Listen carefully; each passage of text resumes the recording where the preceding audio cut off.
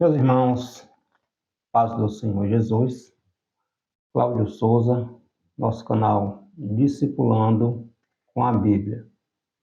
Hoje vamos falar sobre a nossa quinta lição da nossa revista de jovem desse terceiro trimestre, Instruções para os Pastores.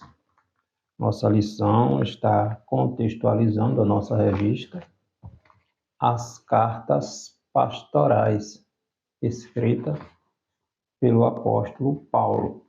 Hoje vamos estudar 1 Timóteo, capítulo 3, versículos do 2 ao 7. Instruções de Paulo a Timóteo a respeito daqueles que desejam o pastoreio, o episcopado. Vamos estudar um pouquinho sobre essa tão grande responsabilidade que são destinadas aos líderes, aos pastores, naqueles que Deus os chamou para pastorear, para conduzir, para apacentar as suas ovelhas. O nosso texto principal está em 1 Timóteo, capítulo 3, versículo 1. Esta é uma palavra fiel. Se alguém deseja o episcopado, excelente obra deseja.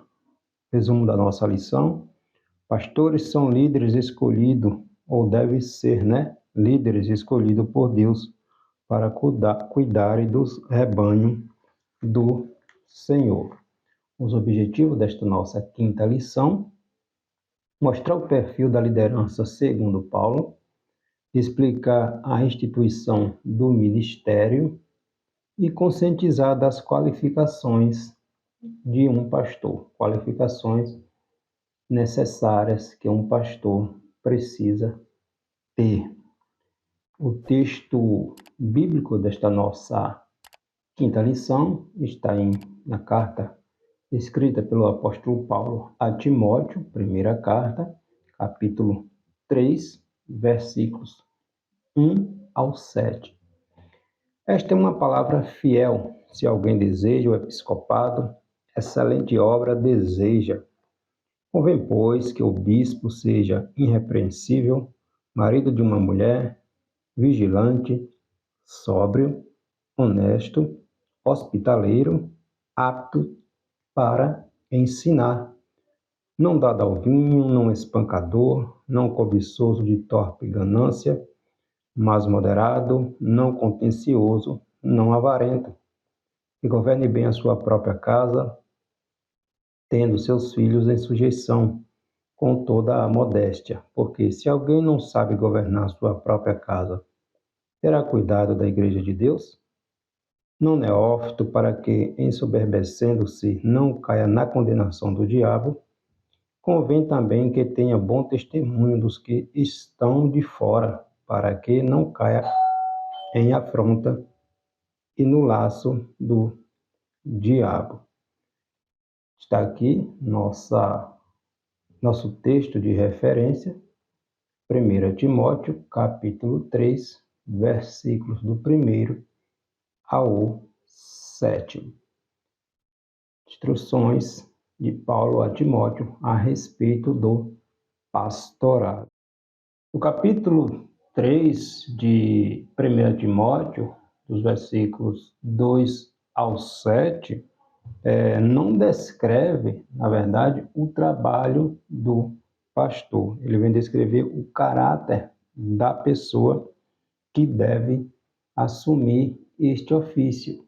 Não descreve, obviamente, o trabalho em si, mas o caráter que esta pessoa deve ter para exercer o pastorado, A nossa introdução da nossa lição, nós estamos estudando, a respeito das instruções a o líder, o pastor, instruções que Paulo deu a Timóteo que foi enviado ali para pastorear a igreja de Éfeso, Então, como temos visto, nas nossas lições anteriores, você confere aqui no card a descrição os links para nossas lições anteriores, vimos na lição 2 que a missão de Timóteo em Éfeso era defender a pureza do evangelho contra os falsos mestres.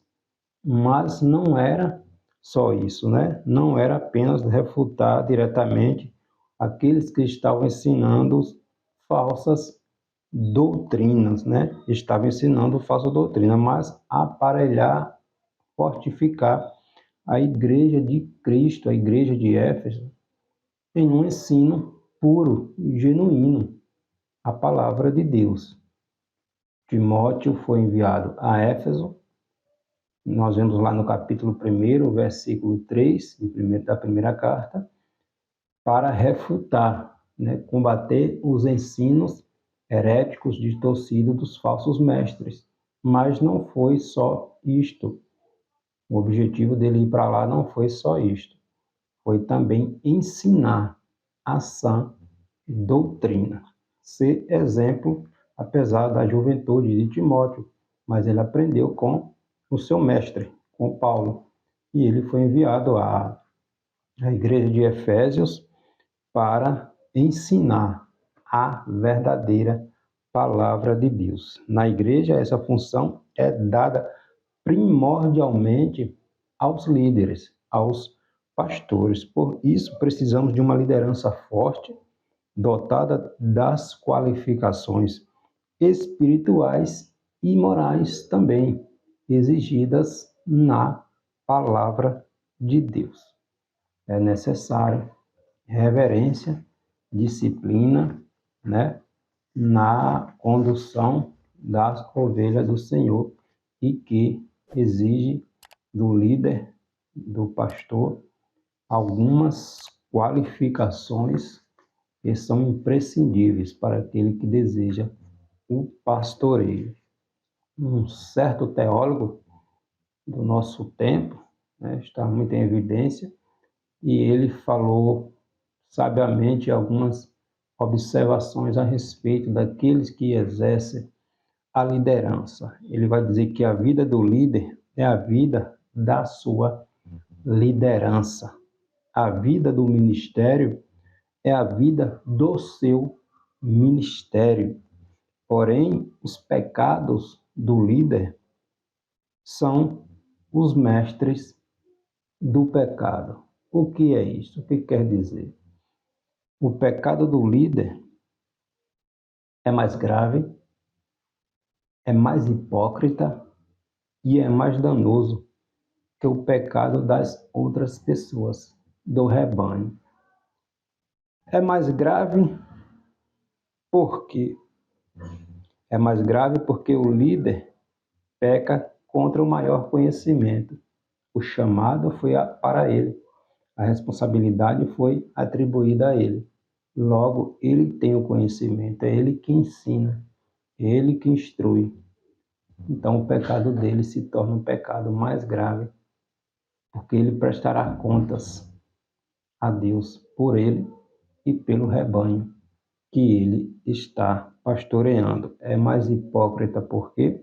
Porque o líder, via de regra, ele condena o pecado em público, ele ensina contra o pecado, ele condena em público, mas às vezes pratica em secreto, em segredo.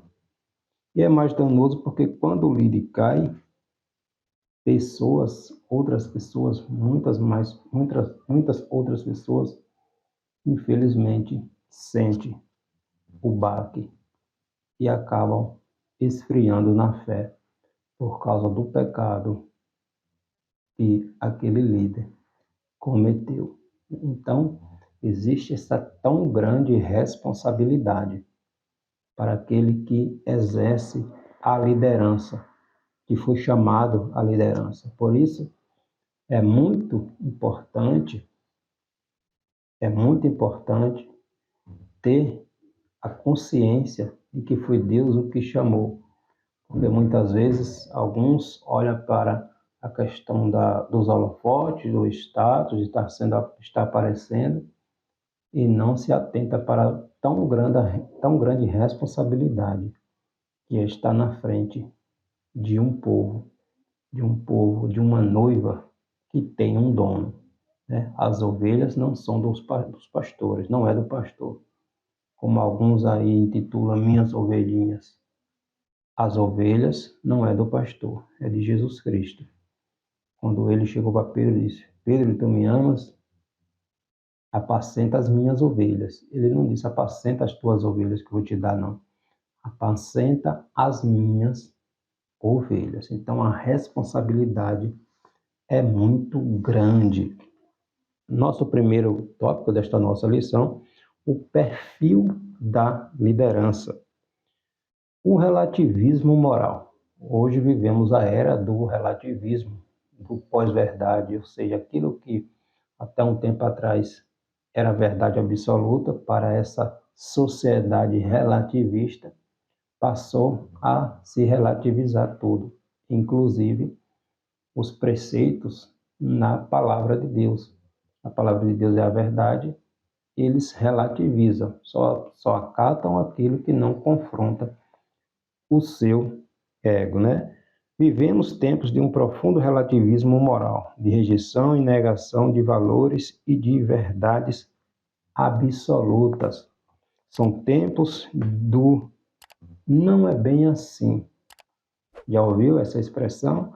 Ah, não é bem assim, você está sendo muito radical, vamos com calma, não é assim que se fala.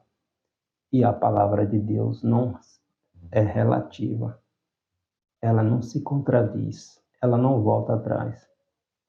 Ela é a verdade absoluta. Mas, infelizmente, por causa do lado financeiro, muitos líderes, para não perder a receita, os dízimos, as contribuições dos irmãos, relativizam a mensagem, massageiam o ego do irmão, da ovelha, e não ensina sã doutrina. Mas a instrução é: prega em tempo e fora de tempo a sã doutrina, porque a palavra de Deus, como vai dizer lá em 2 Timóteo capítulo 3, versículo 16, ela instrui, ela corrige, ela repreende, né? Deus vai dizer, através do apóstolo João lá em Apocalipse, Deus ama e corrige. Deus corrige aquele que ele ama. Então a palavra de Deus é alimento, é instrução, é correção, é vida.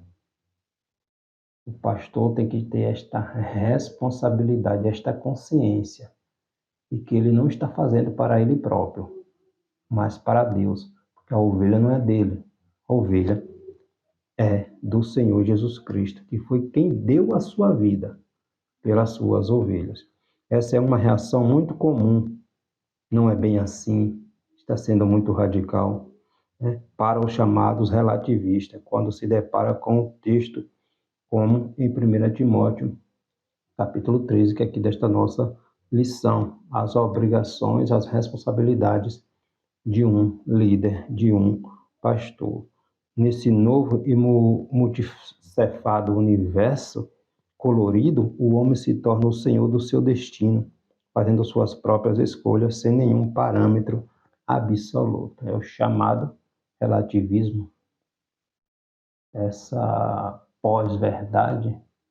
E hoje o que entende-se nesse sistema anticristão é que eu pego a Bíblia, leio uma passagem, um texto, uma referência, tiro aquilo que vai machucar a ovelha, porque a ovelha não pode se sentir machucada, senão ela não vai contribuir, senão ela vai para outra igreja e eu vou perder a receita. Então, se vende, na verdade, o pastor está se vendendo por causa do financeiro e acha que Deus não irá prestar contas. Então, você que deseja o episcopado, como vai dizer Paulo, excelente coisa deseja, mas tenha consciência da responsabilidade que é pastorear. Pastorear, segundo o que a Bíblia ensina, não é status, não. Não é buscar fama, não. Não é buscar holofote, não. O peso é terrível, é grande, a responsabilidade é enorme. Então, não é brincadeira estar na frente de um rebanho, das ovelhas do Senhor. Só quem tem o chamado aguenta, porque quem não tem, não suporta. É muito sério. Os ensinos de Paulo já eram desafiadores naquele tempo. Para nós, hoje, são mais ainda, diante do grande afrouxamento de normas, com muitas acomodações, as fraquezas e desejos pecaminosos próprios da natureza humana caída. Então, a responsabilidade é muito grande estar na frente da igreja do Senhor.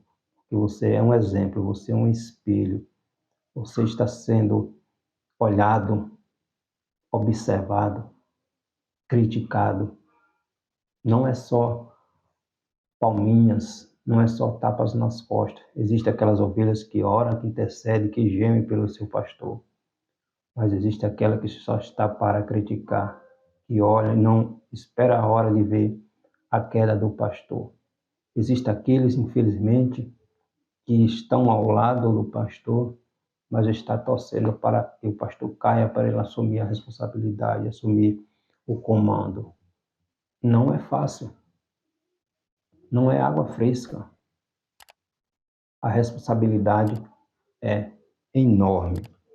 O líder, o pastor, precisa ter compromisso com as sagradas escrituras. O perfil dos líderes que precisamos ser e ter deve estar de acordo com a palavra de Deus.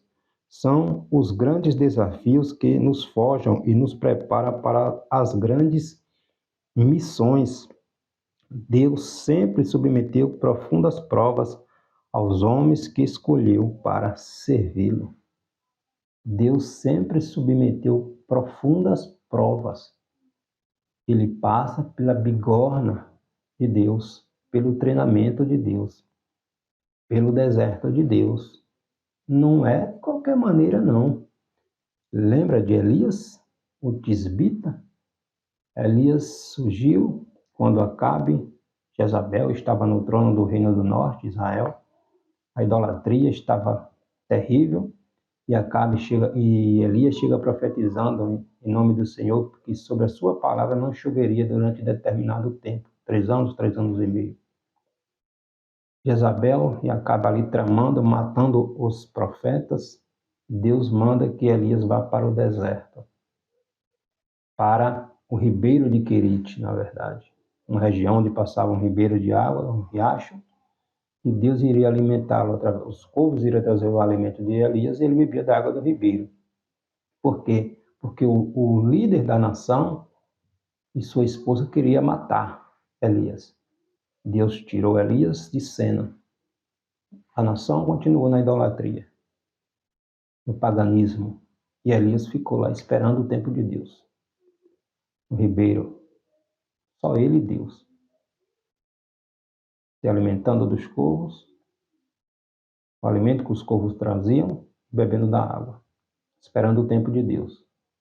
Paciência, temperança, equilíbrio, domínio próprio, ouvindo, esperando o tempo de Deus. Quantos hoje não esperam? Não tem paciência? Quer de qualquer maneira. E Elias aguardou. Aguardou. Quando o ribeiro secou, é que Deus apareceu para falar com Elias. Você está aguardando esse tempo? Deus falar com você?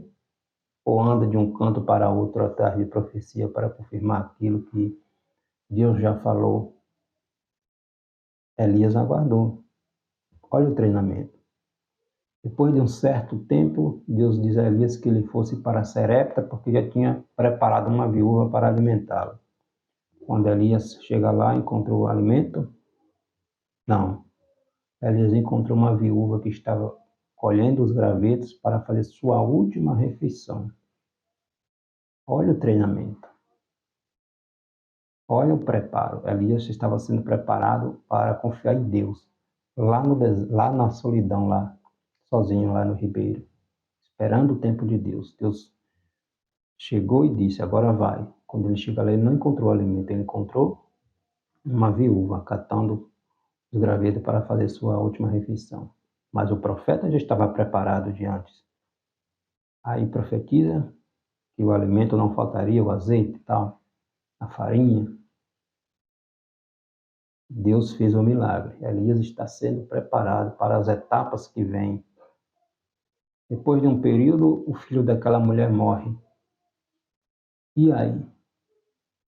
Olha o teste para o profeta. A preparação.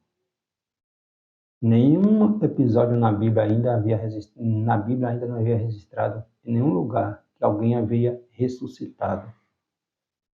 Foi a primeira vez que na Bíblia é registrado que alguém ressuscitou. Foi quando Elias orou para que o filho daquela mulher ressuscitasse. Olha o treinamento. Depois desse processo todo é que Deus manda Elias de volta para Samaria, para o Monte Carmelo, para aquele embate ali entre os profetas de Baal e Azera. Olha como é o processo, o treinamento de Deus. Então não é da noite para o dia. Os apóstolos tiveram treinamentos. O apóstolo Paulo teve treinamentos. E Timóteo estava tendo treinamento com seu líder, com seu mentor, com seu pastor, Paulo. Então não é da noite para o dia. Não é de qualquer maneira. Está na frente do rebanho do Senhor, da noiva de Cristo, porque terá que prestar contas sobre cada uma delas. Então não é fácil. O líder precisa desejar o episcopado. A expressão, se alguém deseja o episcopado, excelente obra deseja, não contém um juízo de valor sobre o desejo. O adjetivo estar na obra, ou seja, excelente obra deseja. Quem deseja, ótimo, está desejando excelente obra. Porém, a excelência não está no chamado, está no fazer, na obra, na caminhada. Não é no ser chamado, é no serviço a ser feito. Aí é que tem que ser em excelência, a chamada de excelência. Não há censura para quem aspira a ser um obreiro. Ótimo, como vai dizer Paulo, excelente obra deseja. Não há censura para quem aspira, deseja ser um obreiro, desde que a motivação seja pura e concreta, quando não há sinais externos evidentes do caráter da motivação. Somente Deus conhece a natureza do desejo da liderança. Então, o desejo tem que estar no serviço, não nos holofotes, porque vai se frustrar, ou então vai estar fazendo errado, na motivação errada, e terá que prestar contas ao Senhor. Então, a responsabilidade é muito grande, o peso da chamada é muito grande. Cabe à igreja local uma observância cautelosa da presença ou não das qualificações espirituais e morais exigidas pela palavra de Deus para aquele que deseja a liderança ou pastorado. Ninguém pode ser ascendido à função sem evidenciar os qualitativos prescritos na palavra de Deus. O afrouxamento da observância desses requisitos para a escolha de líderes, a pastores, sob o pensamento de estar beneficiando o candidato, pode impor graves prejuízos a ele e a todos os liderados, a toda a igreja. Não é porque é amigo do pastor, não é porque é conhecido, é meu chegado, que eu vou indicá-lo. Tem que ter a aprovação de Deus. Por causa dessas e muitas outras, tem muitos líderes frustrados, desanimados, porque Deus não chamou para aquilo, mas por causa do jeitinho está lá. E aí são frustrados. Estão no lugar errado, porque Deus não queria ele naquele lugar. Mas por causa do status, de estar sendo visto, de estar no púlpito, fez qualquer coisa para estar lá. Mas a chamada de Deus não era para ele nesta área, ou para ela, enfim. Mas está lá, por causa do jeitinho. E Deus não trabalha com jeitinho. Então, a responsabilidade é muito grande, é muito séria. Nosso segundo tópico da nossa lição, a instituição do ministério. O apóstolo Paulo, dos 27 livros que compõem ali o cânon, o Novo Testamento, 13 são cartas escritas pelo apóstolo Paulo. E dessas 13, 4 são cartas pessoais, pastorais. 3, 1ª e 2ª Timóteo e Tito, e Filemão, que é uma carta destinada ali a um senhor de escravo. Então, destas 3, as cartas pastorais contribuem muito para que se conheça o grau de organização ministerial que a igreja alcançou já no primeiro século, principalmente como resultado do trabalho do apóstolo Paulo ao longo das suas viagens missionárias. Em várias passagens do Novo Testamento, nós encontramos referência a diáconos, que está lá em Atos, capítulo 6, presbítero, mestre, pastores, evangelistas, profeta, apóstolos. Nós encontramos em várias passagens do Novo Testamento. Em Atos, nós vemos muito, né? Atos 6, Atos 14, Atos 15, Atos 20, quando Paulo está falando ali aos anciãos ali de Efésios, a respeito da responsabilidade, né?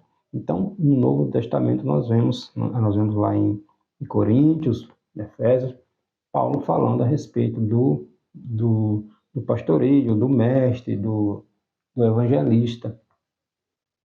Então, no pentecostalismo clássico, o corpo de obreiros, principalmente nas Assembleias de Deus, o corpo de obreiro é constituído. Temos ali a chamada escadinha, né? O diácono, o presbítero, o evangelista, o pastor. Então, existe aí uma hierarquia ministerial, eclesiástica, que existe essa estrutura no pentecostalismo, principalmente nas denominações pentecostais, como é a Assembleia de Deus, né? Treinamentos, preparação para que ele vá sendo observado realmente se é aquilo que ele deseja, se é aquilo que está no seu coração, se é aquilo que Deus preparou para ele, porque existe processo, existe etapa, existe treinamento para a tão grande responsabilidade que é estar na frente do povo de Deus. Cada um de nós, como cristão, temos a responsabilidade, né, de ser puros, de sermos íntegros, apesar de todos os dias falharmos, pecarmos, né? Mas nós temos que nos santificar todos os dias. Então, isso é para todo crente. Mas a responsabilidade do chamado, a competência que Deus atribui a estes e a cobrança também é muito maior. É muito maior. O episcopado, bispo, ancião ou presbítero, do grego episkopos, que significa supervisor, inspetor, é a figura do pastor da igreja local. Nós temos o pastor, o bispo, o presbítero, que é aquele pastor da igreja, e temos os chamados anciãos, que seria como o pastor de pastores, um conselheiro, né?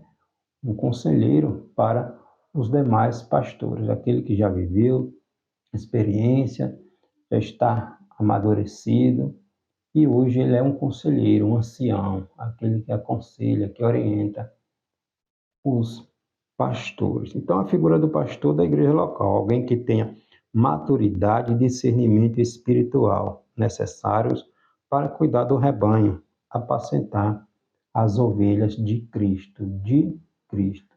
Não é ovelha do pastor, é ovelha de Cristo. O rebanho, aquele que deu a vida pelas ovelhas, foi Jesus. Então, a igreja é a noiva do Cordeiro e o pastor tem a responsabilidade de cuidar delas e dará conta de cada uma delas. Então, a responsabilidade é muito grande. Somente pode exercer essa missão quem reunia altas qualificações espirituais e morais. Paulo usa a expressão convém,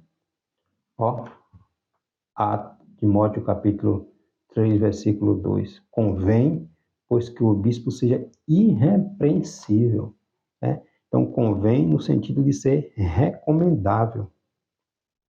Convém que ele seja recomendável ao episcopado, à liderança, ao pastoreio. Então, algumas observações são imprescindíveis para que esse ascenda ao pastoreio, à liderança da Igreja de Cristo. Rol de qualificações. Não se trata de um rol exaustivo, mas cuida do que é essencial na vida do obreiro, do líder espiritual, porque ele é um cuidador de almas. A prioridade não está ligada à popularidade ou ao carisma do candidato ao pastoreio, em qualquer sentido, nem mesmo no sentido público, quanto aos dons espirituais. Ele pode ser cheio de dons espirituais, mas para o chamado dele, se o chamado dele não é para o pastoreio, não leve ao pastoreio, porque Deus chamou ele para outra responsabilidade. Não se trata jamais de desprezar a exigência do que o pastor seja dotado de dons espirituais.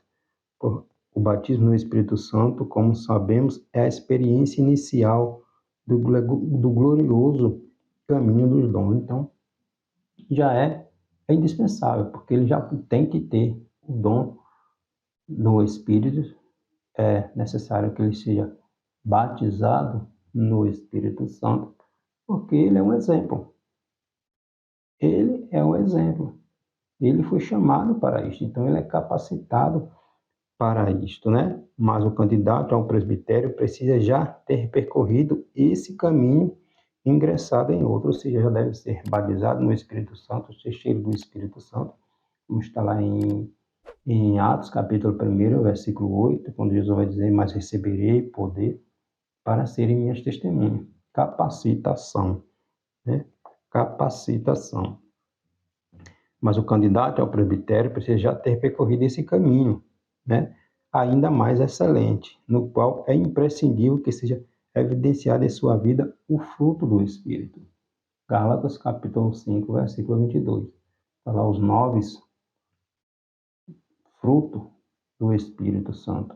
Começando ali com amor, alegria, temperança, domínio próprio, fidelidade, ser longânimo, fruto do Espírito Santo que tem que evidenciar na vida do obreiro, do candidato, do pastor, do líder do rebanho da igreja do Senhor. Então é imprescindível que ele seja evidenciado em sua vida o fruto do Espírito Santo. Sem essas virtudes, ninguém consegue alcançar êxito, porque ele precisa ter chamado, ele precisa ter aprovação de Deus, não dos homens. O texto aqui da nosso texto bíblico, 1 Timóteo capítulo 3, versículo 1 a 7, não descreve, como já pontuamos, o trabalho, ou não descreve o trabalho do pastor. Ela vai descrever o caráter da pessoa que deve servir a este ofício. Prevê uma pessoa de caráter cristão amadurecido, apto a ensinar, além de outras qualificações. O apto a ensinar é o único requisito desta lista que não é necessariamente requerido para todos os cristãos, para todos os membros. Todos têm que ter essas qualificações: ser santo, ser irrepreensível, né, ser moderado. Mas o apto a ensinar é atribuído mais e mais ao líder, ao pastor, porque esta responsabilidade foi concedida a ele. E para nós fecharmos aqui nessa nossa lição, as qualificações e seus aspectos. Irrepreensível, ele precisa ser irrepreensível. Irrepreensível do grego anepileptos, o termo significa que não se pode atingi-lo, que não se pode atingi-lo. Irrepreensível é alguém que não está aberto à acusação de ser reconhecido com falha de caráter. Ele precisa ser exemplo, não pode ser reconhecido como alguém que tem falha de caráter, porque não condiz, né? Não condiz. Não se trata de uma exigência superficial para alguém ser chamado. Em ser irrepreensível não é exigência superficial, mas absolutamente profunda, que nos leva a refletir sobre o devido cuidado que é preciso ter no exame preliminar do aspirante ao episcopado, ao pastoreio. A preparação, o treinamento, a observação tem que ser minuciosamente, para não frustrar o obreiro, para não matar este obreiro, porque ele vai estar num lugar que ele não foi chamado para aquilo. E aí vai vir a decepção, vai vir a frustração, não vai ser aquilo que ele esperava, e aí se torna um crente, um líder morto. E isso é trágico para a vida do obreiro e para a vida da igreja. É muito sério. O bispo precisa ser uma pessoa com a vida resolvida, como poderíamos dizer assim, né? Ele precisa ter preparo para isto. Marido de uma mulher, né? Marido de uma só mulher, naquele tempo de tantas poligamias totalmente tolerada pelo paganismo da época, era fundamental que essa regra fosse estritamente obedecida pelos bispos. A poligamia, que era naquela época, era necessário que Paulo viesse pontuar essas observações para aquele que deseja, para todo cristão, na verdade, né? Marido de uma só mulher. Então era fundamental que essa regra fosse estritamente obedecida pelos bispos, como exemplo para os demais cristãos. Então o pastor é um exemplo, é um espelho, é uma referência. Quando o pastor cai, infelizmente, muitos se decepcionam e abandonam a fé. Por isso a responsabilidade é muito grande. Todos que desejam isso tivessem consciência do que é isto, pensariam direito, refletiriam mais, porque não é brincadeira. A sobriedade e correção moral. O líder espiritual precisa ser prudente, equilibrado, justo em seus negócios e acolhedor, vigilante, sóbrio, honesto, hospitaleiro. E também precisa ser apto a ensinar. O pastor precisa se dedicar ao estudo e ensino das Escrituras para ensinar a igreja. Não deve negligenciar a transmissão da doutrina, transferindo a responsabilidade a terceiro ou ocupando o tempo do culto com qualquer outra atividade, ainda que seja espiritual, porque o momento do ensino da palavra de Deus é sagrado. 2 Timóteo, capítulo 2, versículo 15, Paulo vai dizer: procura apresentar-te a Deus aprovado, como obreiro que não tem do que se envergonhar, que maneja, que se esmera, que se dedica no estudo da palavra de Deus. Há um certo tempo, fui em uma determinada cidade aqui do interior da Bahia com um grupo de louvor, um líder, um irmão, e nós estávamos ali cooperando com o Ministério do Louvor.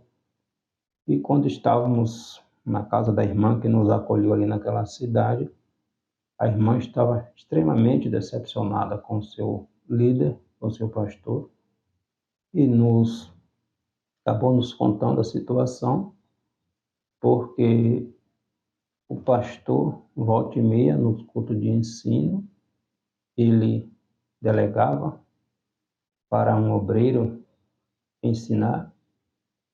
Raras vezes ele ensinava. No culto de Santa Ceia, ele procurava um irmão ou uma irmã para estar trazendo a palavra. E era muito raro ele dar uma palavra, apenas dirigir o culto, os cultos.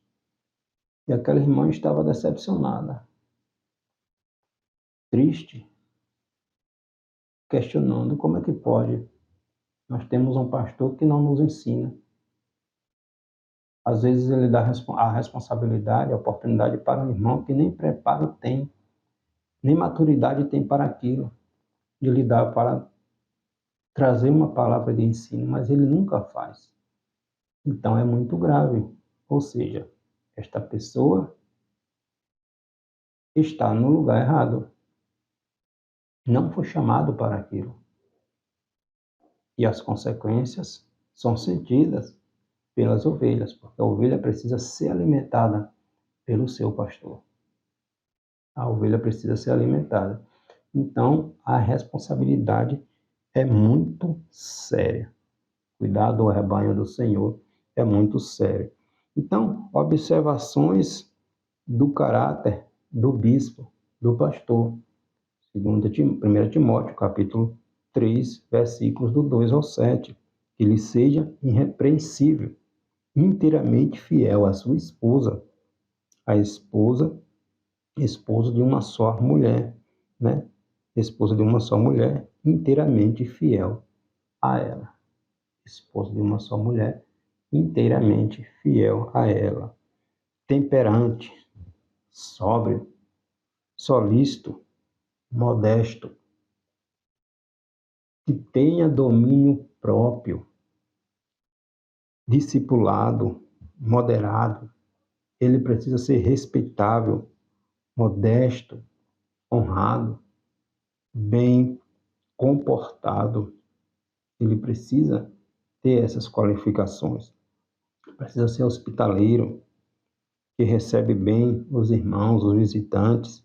Ele precisa ser apto, como pontuamos, a ensinar, capacitado a explicar e aplicar os ensinamentos da palavra de Deus.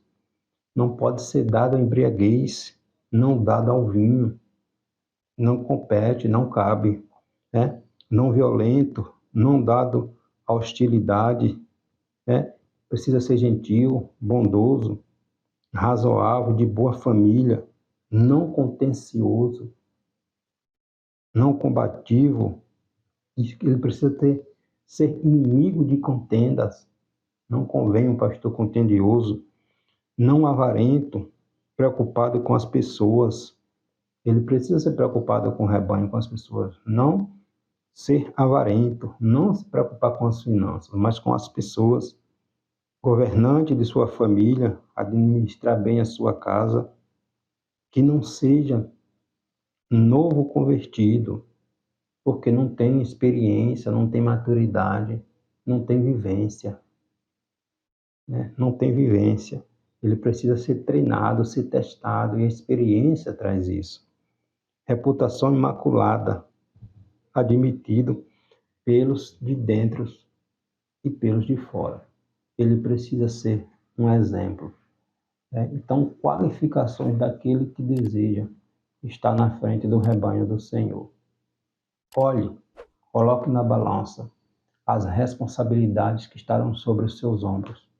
Você será criticado, você será incompreendido, você não será aceito por muitos. Mas se o seu chamado vem de Deus, Ele garante que você será vitorioso se você colocar Ele na sua frente. Porque, como vai dizer Paulo, se alguém deseja o episcopado, excelente obra deseja, mas é necessário que ele seja irrepreensível. Amém? Deus te abençoe.